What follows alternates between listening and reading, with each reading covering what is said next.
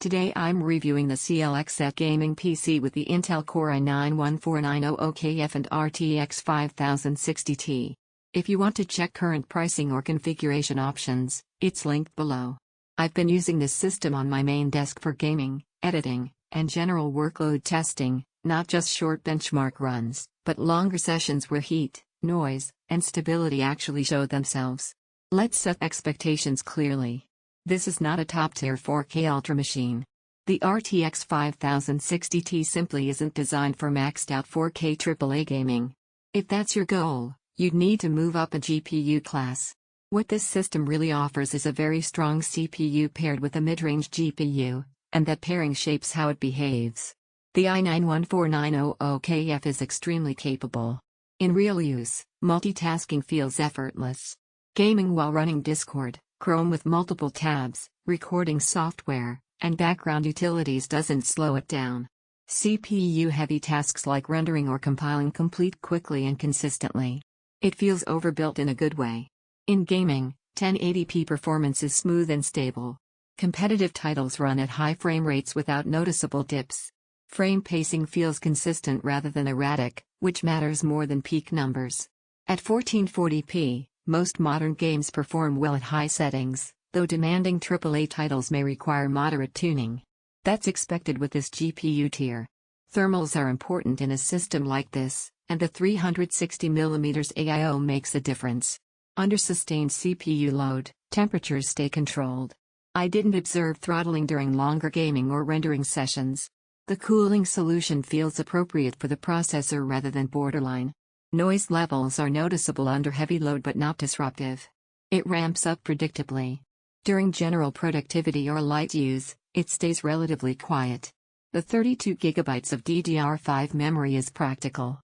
For gaming plus background apps, it removes any memory-related concerns. You're not immediately thinking about upgrades. The 2TB NVMe SSD is also a realistic capacity, especially for larger game libraries.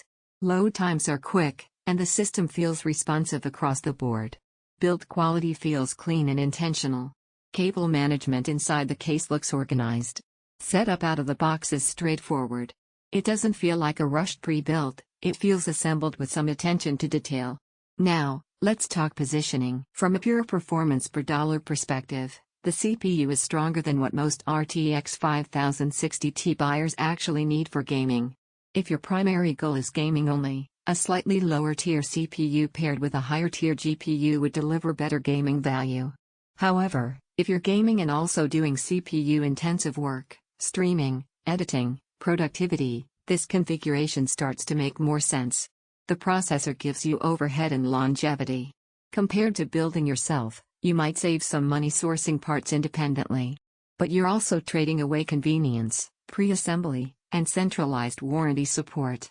Compared to mid-range pre-builts with weaker CPUs, this feels more future-ready on the processor side, even if the GPU remains the limiting factor in purely graphical workloads. Who does this make sense for?